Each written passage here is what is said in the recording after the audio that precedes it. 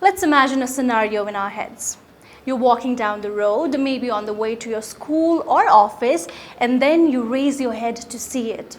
It's also looking right back at you, staring at you with its big eyes from a big tall building. It feels like it's piercing right through your soul. Well, what does this remind you of? No, I'm not talking about cosmic horror, religion, or even aliens. In today's episode of Here's to Life, we are just here to explore the colorful world of street arts.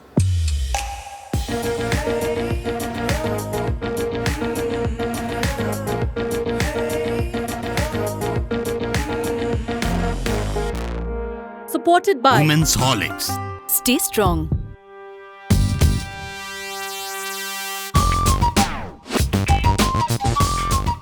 Street art is still on a precarious ledge when it comes to global acceptance.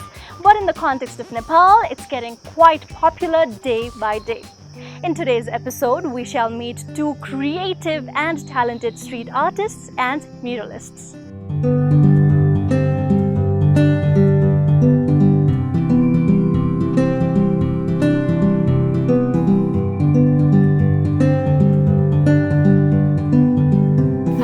Shraddha Shrestha, and I'm an independent artist based in Kathmandu. I work as an illustrator, muralist, and sometimes street artist as well.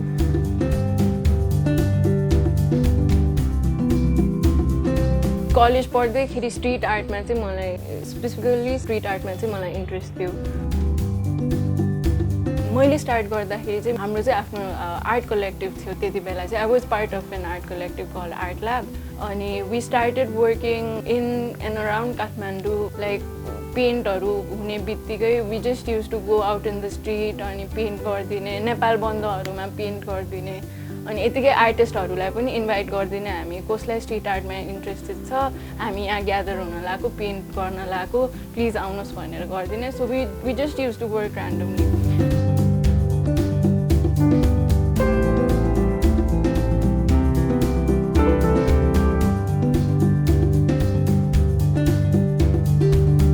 Street art for me is just another art form, but it also includes general public. Like as in हामीले art भन्दाखेरि usually gallery space मा exhibit गर्ने त्यस्तो art सम्झिन्छ हैन, तर street art भनेको it's accessible to anyone, whoever is walking on the street, passing by.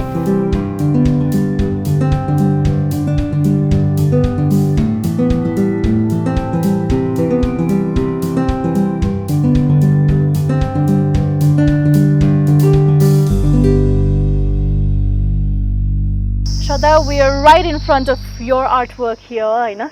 र तपाई आफै पनि you're a muralist, you're a street artist. So how would you perceive street art, or usually नेपालमा चाहिँ street art लाई कसरी हेरिन्छ? मलाई चाहिँ street art self expression नै हो हैन. So for me street art is something which is easily accessible to general public. And in Nepal, street art is a very new form of art. It's quite new. Artists are experiment discover your art medium. कसरी चाहिँ तपाई यसमा लाग्नु भयो, because like you said it's not been a very long time नेपालमा आएको पनि, तर तपाईले कसरी सुरुवात गर्नु भयो? मलाई चाहिँ पहिला देखि नै यो स्ट्रीट आर्ट, ग्राफिटी यो आर्ट फर्ममा चाहिँ इन्ट्रेस्ट थियो कि, किनकि त्यति बेला नेपालमा हतपत देखिने थिएन हैन. सो म लाइक आफूले क्वेशन गर्थेँ कि यहाँ नेपालमा चाहिँ किन यस्तो आर्ट छैन भनेर. सो त्यति बेलैदेखि म भित्तामै नगरे पनि स्केच बुकमा चाहिँ म त्यो ग्राफिटी, त्यो टाइपोग्राफीहरु, स्केचेसहरु गर्दै बस्थेँ. सो अनि आफ्टर कलेज चाहिँ जो साथीहरुसँग मिलेर ल जुम हामी यतिकै वलमा गर्दिम भनेर. आई रिमेम्बर हामीले फर्स्ट पिस चाहिँ यो त्रिचन्द्र कलेजको वलमा गरेको थिएँ कि त्यति बेला. सो मैले चाहिँ त्यो वलमा त्यस्तै बमको क्यारेक्टर दुईटा अनि एउटा चाहिँ ग्राफिटी like typeमा गरेको थिएँ. Why bomb? I mean, especially since you're a girl, that also you're very young, त्यसमा पनि bomb is, you represent yourself through that sign. Why? त्यति बेला, I mean, I still am growing up in a traditional Newar family. I just wanted to go out there, like I wanted to do stuff. And I felt that bomb represented my emotion or something, like trying to be rebellious type. ready to explode anytime. Something like that.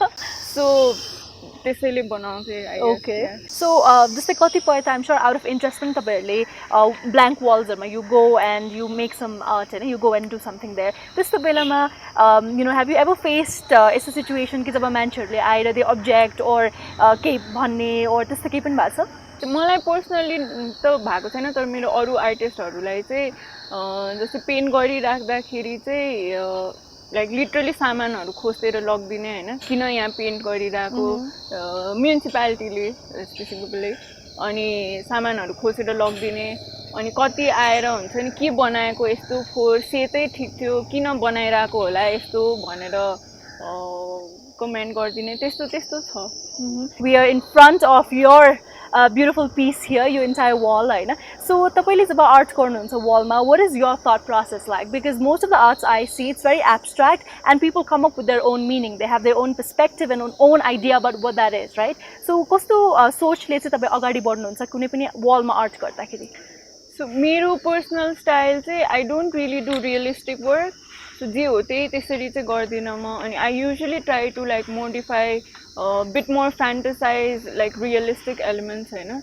So for me it's not important for me or like people to understand exactly what it is. Rather I would want people to have their opinion or have their imagination on my artwork. So अब जस्तै यही wallमा पनि मैले एउटा सोच एउटा certain messageले बनाए पनि it's not necessary that people they should take it like हुन्छ नि यही नै हो भनेर because किनकि मान्छेहरुको सोचाइ सबै मान्छेको different हुन्छ हैन. Well, I think that's quite a diverse profile for an artist. I mean, you've been around the world, you're exploring with the art, and you're painting the city in such bright, vibrant colors. So, congratulations on that. And also coming back to the society, Nepali society ma aile pani where women are so vulnerable, kati dherai restrictions haru huncha, kati dherai boundaries haru huncha हैन. त्यसमा पनि you're out there and you're doing all this creative and unique stuff. I mean, what message do you have for all the young women out there? Women artists I think they should come out कसैलाई interest छ भने they should just do it हुन्छ नि. They shouldn't be like be constrained to the society or हुन्छ नि अरूले के भन्ला अथवा बाटोमा एक्लै पेन्ट गरिराख्यो भने के भन्ने को साथी लिएर जाने हुन्छ नि हातफोर हुन्छ स्किन डर्छ त्यस्तो त्यस्तो चाहिँ अब त्यो हुन चाहिँ हुन्छ हैन तर I think it's greater than that. Yeah, I think it's more about the art, and if they're passionate, then why not? They should come forward, and there's a huge number of girls like you who are out there already. So I think that'll be a great boost to our viewers as well. Definitely. Thank you so much for having me.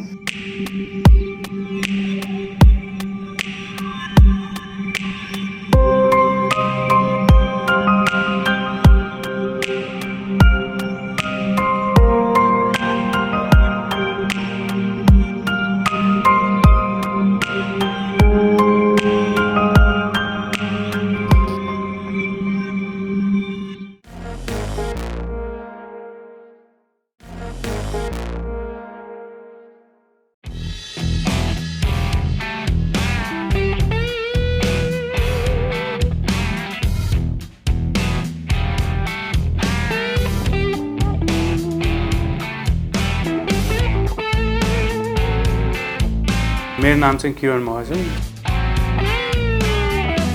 I'm a street artist, muralist. So काठमाडौँमा चाहिँ नि Kathmandu plus नेपालमा चाहिँ काम गरिरहेको छ नि has been like 8 to 9 years. Been involved with the street scene from the very beginning. I'm part of this collective called Core Art Collective. So a bunch of artists working together trying to make substantial difference in the streets and especially try and create a new conversation in streets.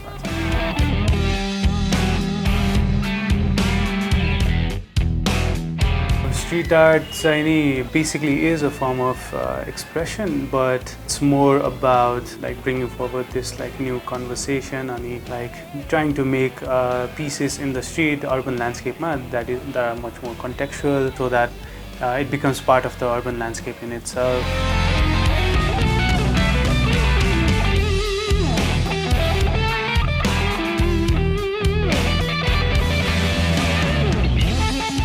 Street आर्टकोमा काम गर्दाखेरि चाहिँ नि the better aspect of it is the human interaction that happens, which kind of is the best part about working on the streets. That is something that a lot of times that gets kind of lost within the translation. Gallery that is there is only so much interaction that you can have, and street the amount of visibility that you get, the number of people that you affect, whether it be like from like higher class or like people who were from day-to-day basis. So it kind of is a very strong medium for me, and substantially affects my life a lot.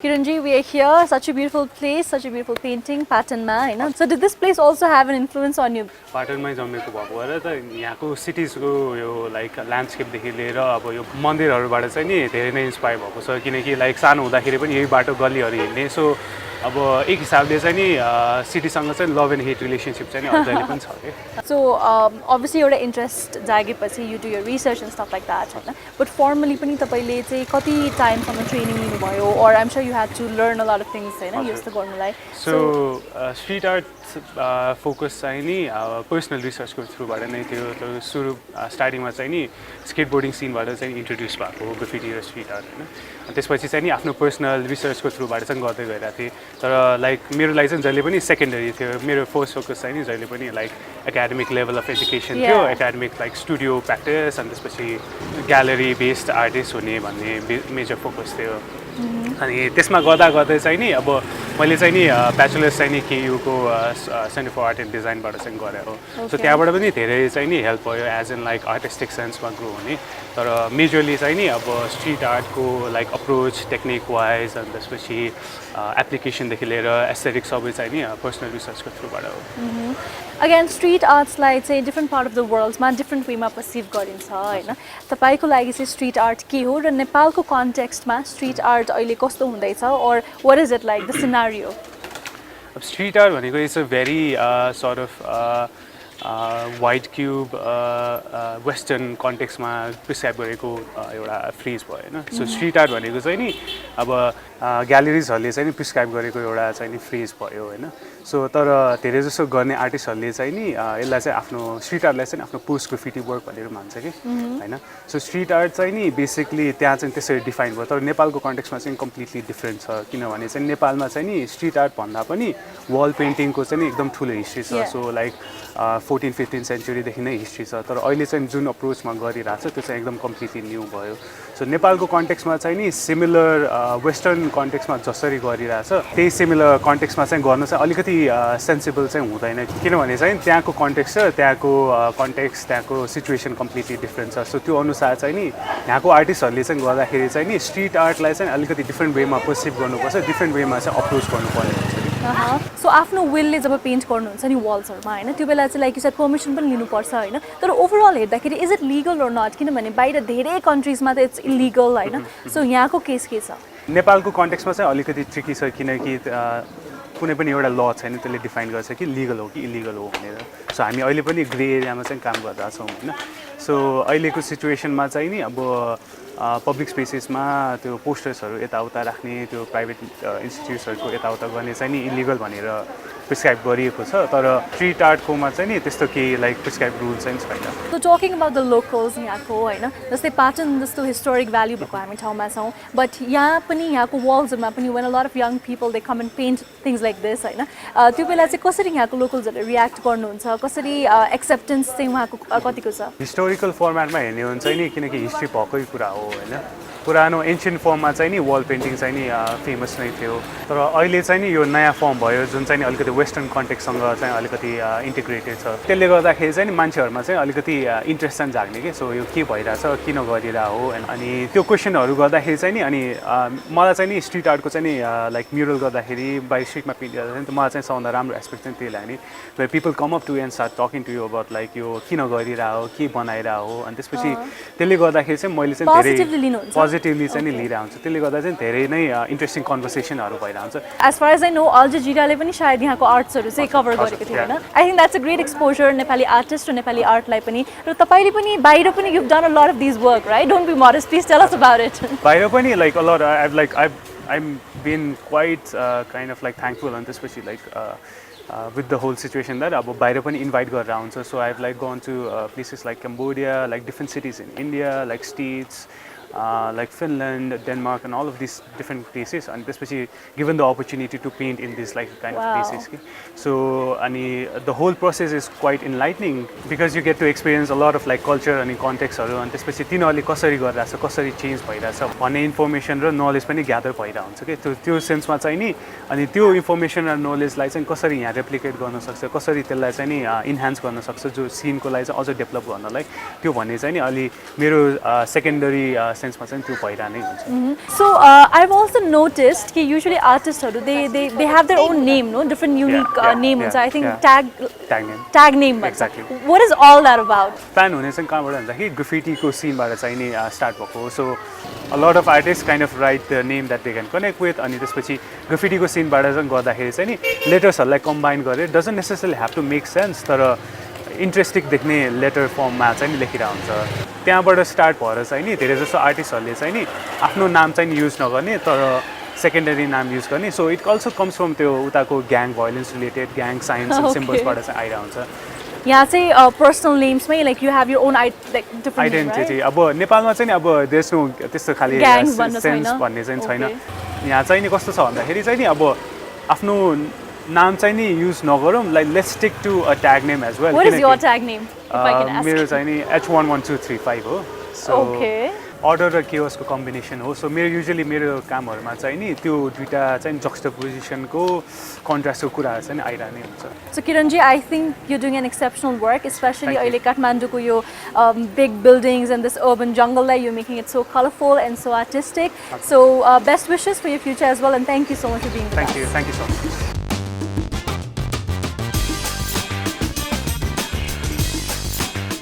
Street art, in essence, has existed since the dawn of human beings. The prehistoric cave paintings of our primitive ancestors share the same spirit as modern street art. Both examples of human desire for personal expression through beauty.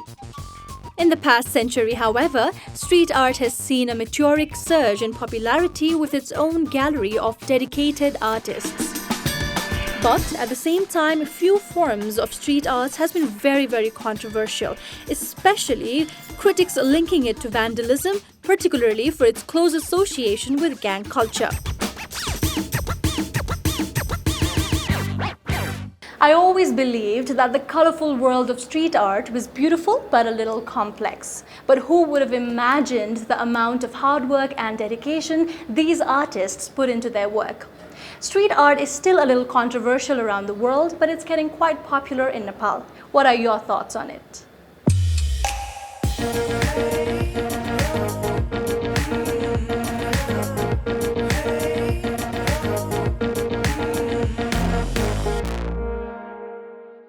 Supported by Women's Horlicks. Stay strong.